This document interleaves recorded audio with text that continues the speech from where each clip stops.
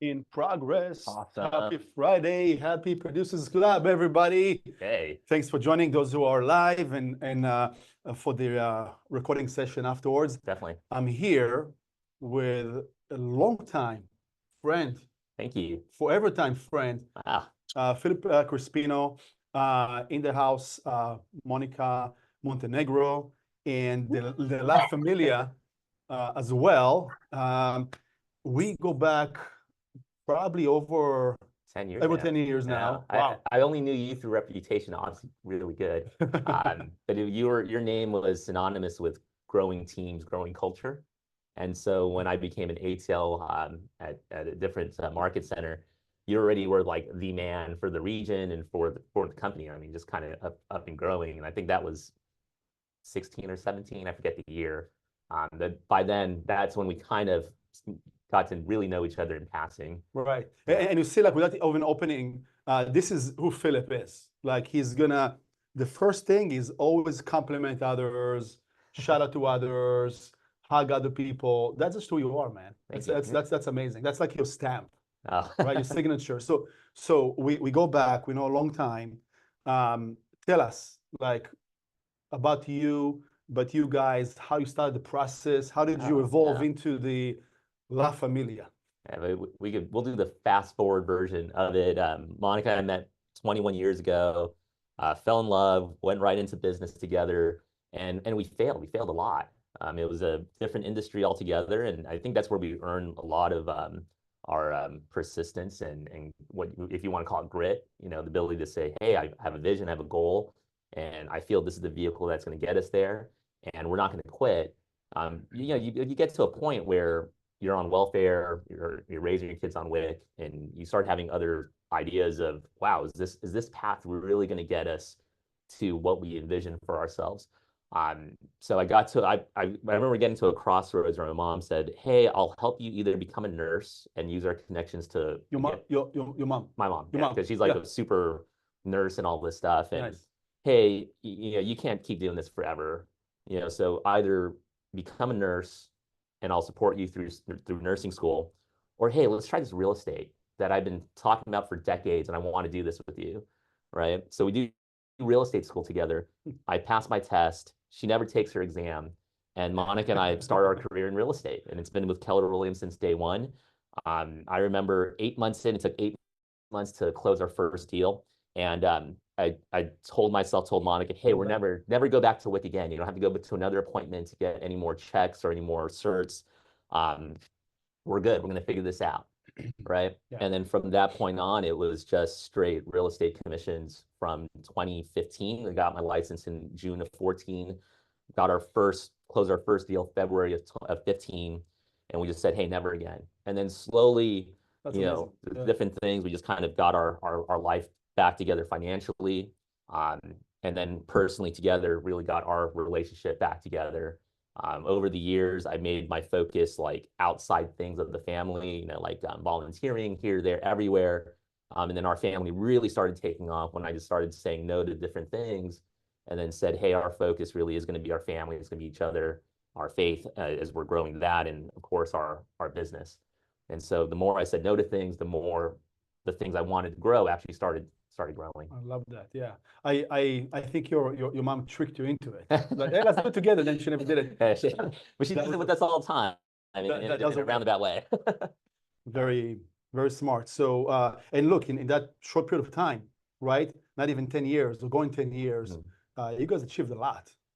It's pretty impressive. So and love that, so you said something that I wanna focus on for a second. You said I said no Yes. to many things, and I focused on something. So if you had to define your big rocks, Mhm.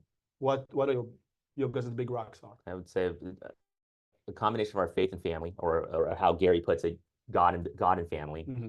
And then it would be La Familia, our business, our team with Maureen, Betty, um, and of course our partnership and growth with Keller Williams. And so the more I said yes to our family and all the things that our kids do, scouting, church, school, sports, karate, dance, swim, and I just kind of focused on what the four of them are doing, then it was like a no-brainer. It was like I get to be dad, I get to be husband to Monica, and in those circles, we're still real estate partners, advocates, resourcing consultants. So we attract different people who have questions, who have needs.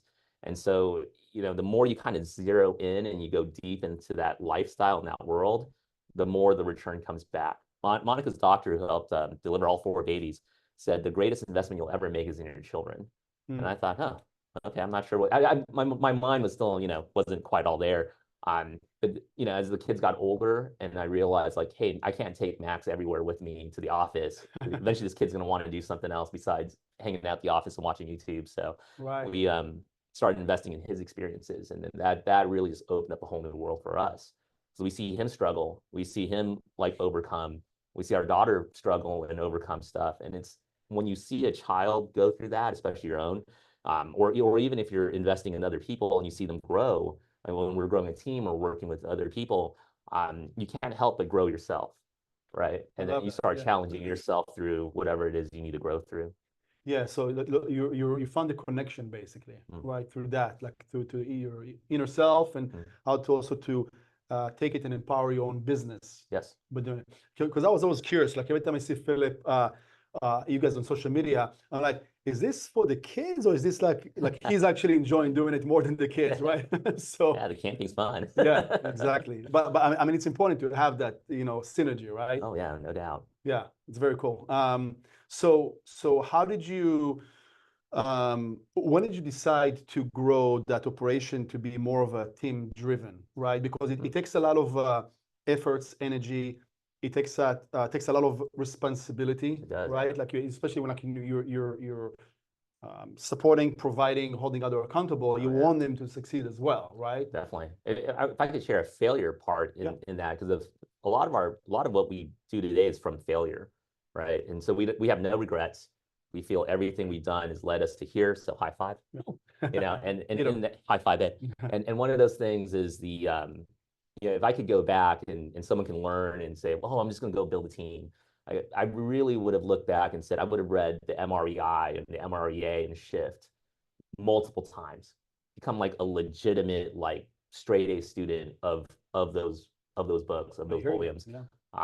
For example, having something simple like a listing system, a buyer system, a financial system. So when the money's flowing in, you're just not like spending it, on marketing, on leads, on stuff that you think is going to work. You really can time test it. Just having those basic models down, empowering our assistant operations manager, Maureen, at a higher level early on, even our VA, not leaving him to the wind, actually having a manual for him to follow would have set him up for more success, would have set up Maureen, who's still with us, double high five, for even more success, right? Instead of trying to rebuild it after you get wide without having a solid foundation for that team to grow on. So you can attract a lot of people and the people will come. However, if you don't have a system for them to really plug into, and in the middle of it, you're creating that system, it's almost like, okay, it's gonna, what week are we gonna have today? Is everyone gonna be on this new system? Oh no, next week we're gonna discover a better system. So I think with charisma, vision, just work ethic and winning, people will come. They'll stay because they can actually grow within your system. Because a lot of people just are missing just the basics. Well, what we consider basics, or what someone who's been doing it for a while considers basics. So hopefully that answered a lot. I mean, we attracted a lot of folks, but we didn't really honestly keep anybody. And we got into a financial rut where my production level dropped so low because and it's my fault, right? I wasn't doing two things. I wasn't lead generating. I was either lead generating for new business, or I was training our team. Sure. Right. So you almost have to get to a point where you choose, like, are you all in on building this massive team and you're going to make your revenue and volume from a wider pool, or are you going to help your client database and grow that space? Right. If I could go back, I wish I had grown this base so much that it could have been more of a feeder system, and then helping them build their databases and habits and all that fun stuff too. And that's what we call the team leads rainmakers. Right. And that's the main focus. With that being said, your model today is the right one, because a lot of agents, what they do, teaming up with someone like agent and agent, that's great, not a Right. problem. If it works well, you just have to find the right, kind of match, right? If you want to grow wider, Right. right, even as a partnership or grow wider as a team, Mhm. the first hire usually is operations Oh, yeah, manager, absolutely. assistant, what have you, VA. People usually skip that. Look, I'm ready to bring buyer's agents, right? Yeah, big mistake. Happened to you too? I was fortunate enough to Yeah. understand, it was a no. Like I remember people asking me, "Oh, we should partner together. We should partner together." And I kept telling them no. And it was because I would read the book, and the books would say agent, assistant, or agent, admin one, agent, admin one and two. That's your level three. And then you start maybe adding a buyer agent, Right. right? So I was always adamant no. We hired a VA first. Well, essentially, Monica and I have always been working together. So it's not like I've been in a vacuum by myself, right? I've always had Monica at home. The home front is incredibly difficult. And without that, there's no reason to do business, at least in our vision of doing things. So for her and I, as much as we would fight or I wouldn't see the value or she wouldn't see the value, we've come to understand that over the last 20 years, it's been this relationship where she's taking care of the kids, and now I'm bringing back the home, and she's bringing into the business. So now we're like a unified rock. That's just fantastic. Yeah. The whole okay, so you've been through, pretty much like 3 cycles, right, of the industry: post crash, Right. pandemic, commission change, Oh yeah. right? Yeah.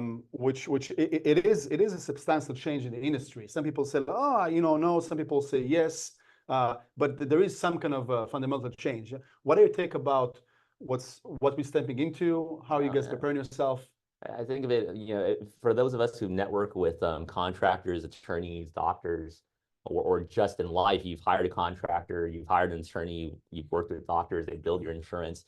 They lay it out to the detail what you're paying for. Maybe not the medical industry, but lawyers and contractors will spell out, this is what you're paying for material, this is what you're paying for our labor, this is our overall cost, this is a breakdown of what it is. And you figure out the math, like, okay, there's a pad, all these things.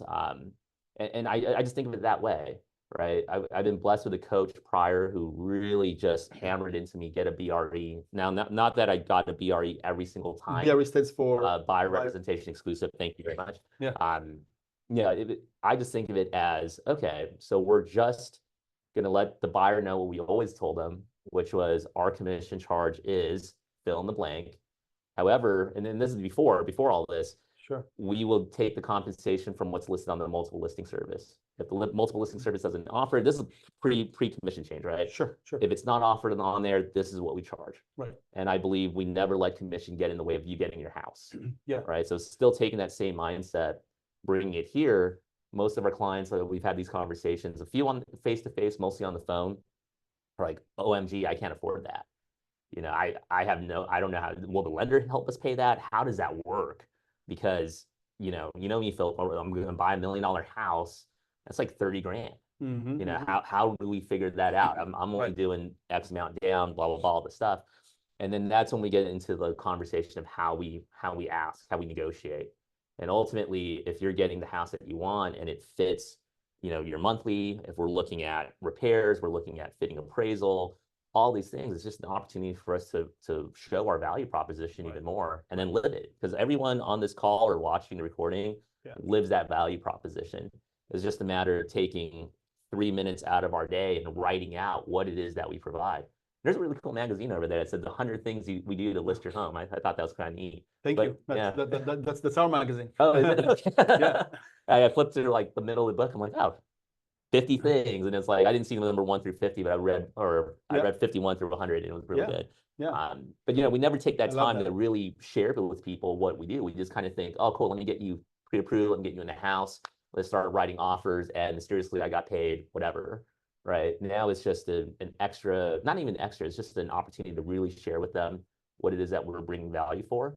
And that also sets the stage, whether for you as a solo agent to ask for referrals and reviews, or if you've got the support, we've got Maureen, we've got other people to be able to ask because we've earned the right for the referral. Right. And now there's like a cover and move base, like out of extreme ownership, where one person's laying down the fire. That's okay. I'm going to lay down the lead gen.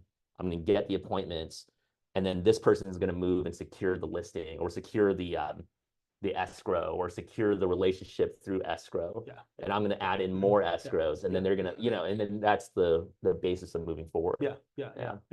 A lot of great nuggets, by the way. Figures, making notes or watch the recording afterwards for sure. Two things I want to touch that you mentioned. First of all, how long have you been doing that kind of conversation with buyers about your value and going through the explanation? Is that like newer, or that's just how you practice your business all the time? Unfortunately, I never really, scripted it out. I just know that we've been doing it for maybe the whole 8 or 9 years. Okay. Accidentally, maybe all 10. Yeah. But I will say at some point you're either meeting with them for coffee, you're at their apartment, you're at their condo that you're gonna maybe list or turn into a rental. But you're having a heart-to-heart conversation with them, right? And then when it comes down to compensation, I learned, maybe, I don't want to say I learned that from the beginning, but I learned with it was one of my coaches, Coach Rose, I'll say her name. She said, hey, an interesting way to bring it up is you're probably wondering how I'm compensated. And she would jokingly say, hey, you can either pay me by the hour, blah, blah, all this stuff. But that was like a very harmless way to like bring up the idea of how we're compensated, especially on the listing side. I mean, the listing side, we spell it out to the detail. We're earning this overall amount, and our side's going to get this side's going to get that. If we do both sides, it's negotiable, all these things.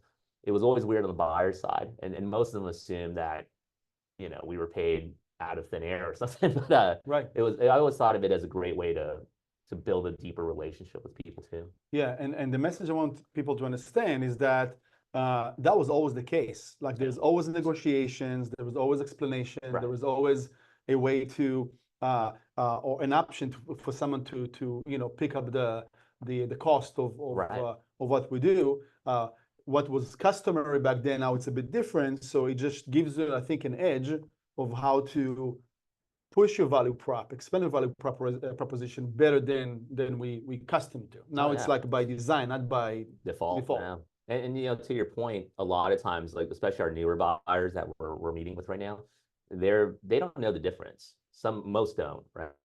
And they're kind of like, even those who have bought with prior realtors will tell me, and this, remember, this is a small sample size. It's like 12, 15 people. My realtor never explained that to me. Like I had no idea how they were compensated. I knew they were compensated.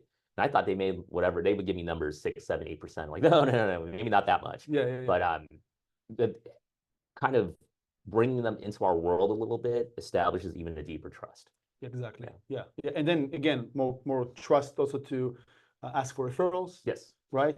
And keep that relationship. I love it. Thank you. You mentioned also extreme ownership, which is it's a book, right? It's a Navy SEAL, 2 guys that wrote this book about life and business, right? And I love how you broke it down. That if you use this analogy to that life, right, and business, then it's almost like you have to be 2 separate people. In a specific case, it is literally two different people, but the one person, the field soldier that go on the mission to capture the listing, to secure that, and then you have the ops manager at the back, the war room, right, at the back end to run the whole operation, to make sure that this whole process is secured, right? I would even say on the lead gen side, Monica runs our marketing, send out cards, our newsletter, a lot of our postings and closes, all and escrows, everything. And so, we see the reactions, and I see like everyone who's getting that personal card from her, and then I'm the one following up on the call. But I don't get to follow up on the call if they haven't received something to begin with. My frame of reference in a lot of calls, we haven't connected in a while. And then other times the frame of reference call is, hey, I'm calling about the card that, our personal letter that we sent out to you. Oh, yeah, I got that. And it's just different because if you've ever, done handwritten letters or even send out cards, it can be very time consuming, right? And you feel like, oh, maybe we're not getting it done. But when there's 2 of you, in our case, husband and wife, it's like a machine, right? She's laying down like she's dropping bombs. Sorry for the war analogy. And I'm going in on the ground doing my part. And then Maureen's already taking care of the existing listings that have already been signed on the market, fielding calls from agents, which can take hours of your day when you have multiple listings and people calling for access and all this stuff. And then the 101 questions while in escrow. Right, right. And 80% of them are done by Maureen, and then the harder, and she can handle this too, but the stuff that requires change in price, stuff like that, then we can work with that with the other agents and negotiate that with the seller and whatever needs to get done. Yeah, and the emphasis here is about its efficiency, Absolutely. right? Because you run a business, you run a system, and you're really perfecting that efficiency. Can I add something to that? Yeah. I didn't get proficient until and it started in little things, but I would take Max to school, right? But the class at the office was at 8 o'clock. And if you didn't make it at 8, the team leader at the time would shut the door on you. So I would blitz, love you, son, hug a little bit. And the office wasn't too far away, so we'd hang a little while. But then I realized, like, oh, I want to pick him up after school, right? And we didn't leave him in daycare. So he would get out at 2 o'clock. So like all that stuff that you wanted to do in the day, you better get it done in that gap. Exactly, that box. Exactly. And so, even being in ATL, you kind of wore 3 hats, and all that stuff. So you had to get certain things done by a certain time. It wasn't like, oh, hey, between the 3 of us, we have until 7 o'clock in the evening to get this done. No, Maureen picks up her son too. Betty picks up her son too. Monica, we pick up our kids. So it's almost like you got to be as crazy efficient. You got to win your day by 11 or 12. Go team. Right? Yeah. You got to knock out what you got to knock out. You got to get your lead set up. If you're doing what we call net plus one, we got that from our MAPS coach.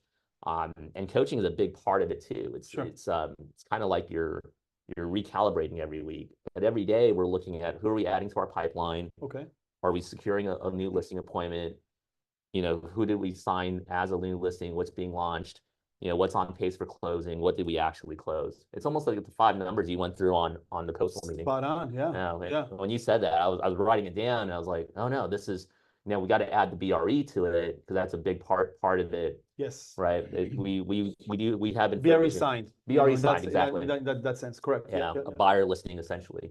And so that is a big key. Is you got to give yourself bookends. Otherwise, the day and your clients and other people will run your day until bedtime. Yeah, and there's a reason that there's this phrase, right, that if you want something done fast and efficient, give it to a busy person, right? Why? Because everything is framed in boxes, and I got to do it between this time and this time right now, so it's going to get done. Versus that's again this is a weakness of most professionals in any industry, where we're not understanding that we have to be different people if you're working as a solo individual, because again go get them type of individual is different than the sit back at the office and do the admin work type of person. Right. So people get confused and overwhelmed. Yeah, it's like offense and defense on football, right? Defense, you're like looking at every spot, taking care of every little opening. And offense, you're kind of more you can be a little bit more precision. You might do a fake, but you're gonna throw it in, maybe get a first down. But we definitely live by that. And people will say, well, you don't work after 2 o'clock. No. I return calls at a certain time. Maybe we'll do a training on time blocking through Google and how to put that together. Right. But there's a lot of support time blocks that help follow up with clients, secure the listing, negotiate the contract. And as you mature in the business, you kind of realize like what's most important to call, what's priority, from the book, Extreme Ownership, Prioritize and Execute.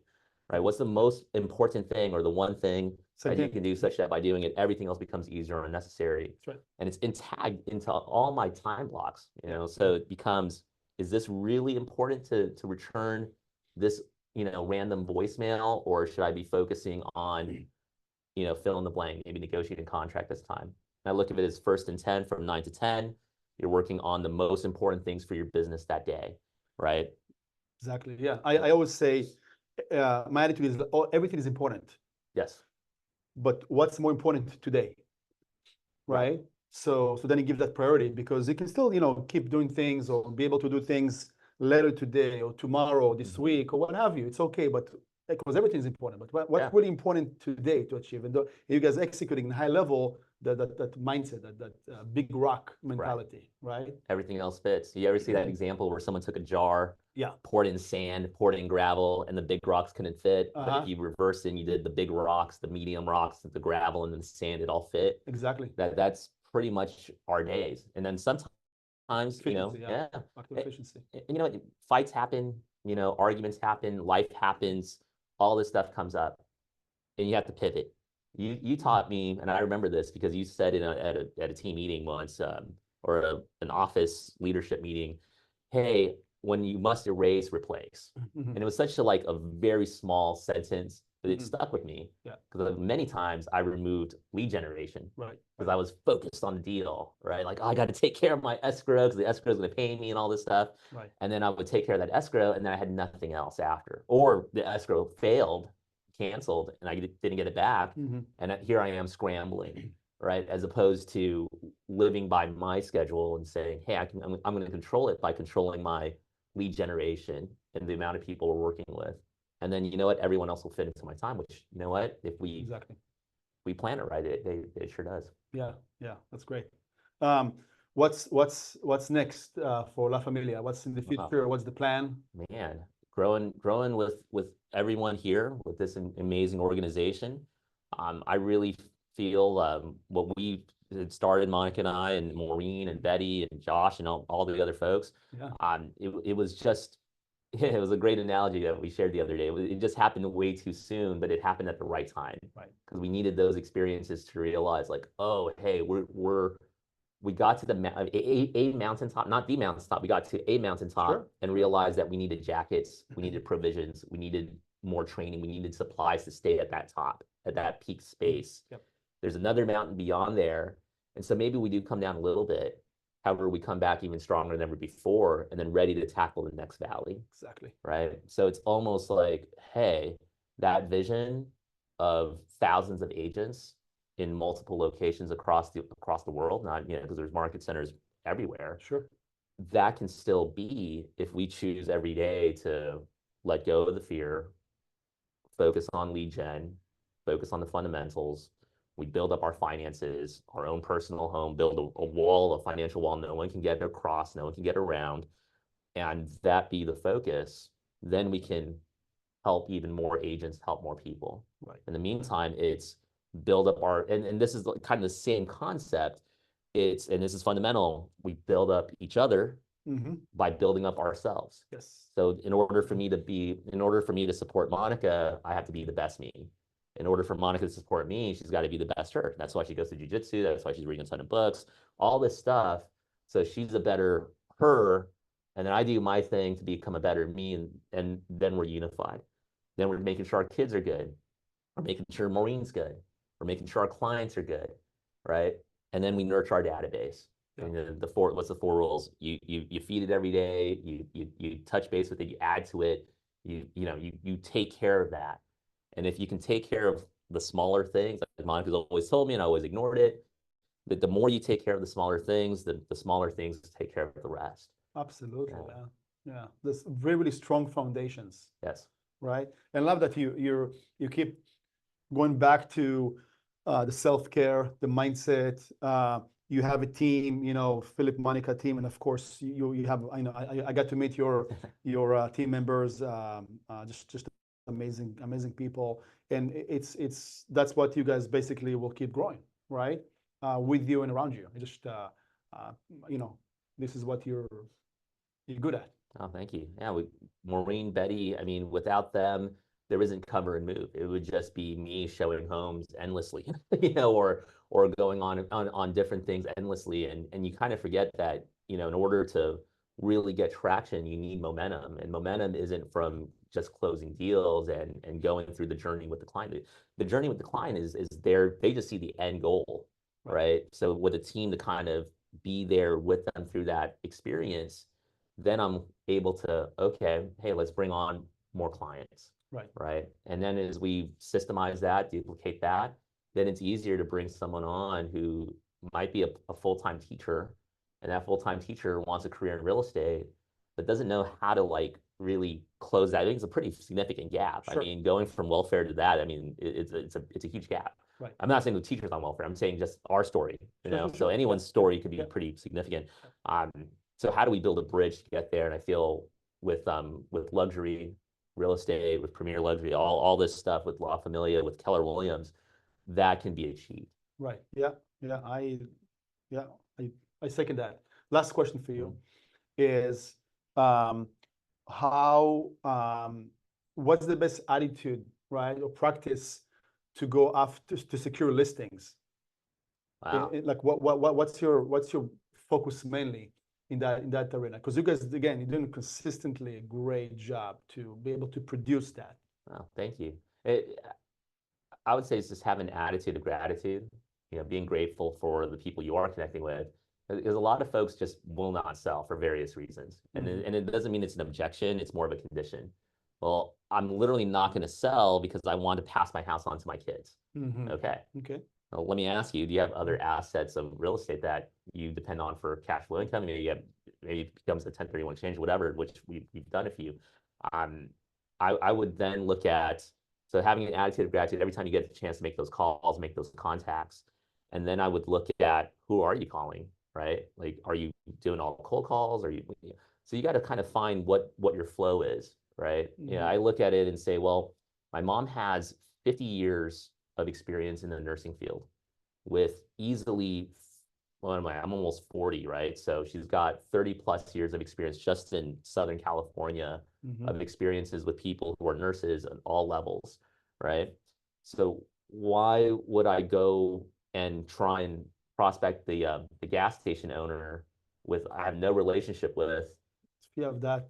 If you have that there. SOI, yeah. Right. So just take a moment to assess kind of where your strengths lie, right? If you were, I'm just gonna make this up, but if you were an actor who networked with the Screen Actors Guild, all this stuff, why would you go network with a bunch of attorneys that you don't know, right? Network where your strengths are. Yeah. You know, Arnold Schwarzenegger wrote his book, and he would network at gyms. You know, like, well, let me ask you, I see you at the gym in the morning, and I see you here in the afternoon and evenings. How do you pay your bills? And a guy tells him, real estate. I live in my apartment, but I own the apartment. You know, so I take a little bit of money and I bought this space, and so that money allows me to work out here 8 hours a day, right? And so what a no-brainer. So for us, and again, you're going to think, well, Philip, I don't have your market space. What do I do then? Well, when I didn't have the confidence to call my market space, so I thought I'd burned through them in my previous industry, I did do the cold calls. I would leave voicemails. I would leave on the answer machine. I left it with a smile. My first 2 deals, believe it or not, actually came from cold calls. Wow. You know, because 2 people called me back.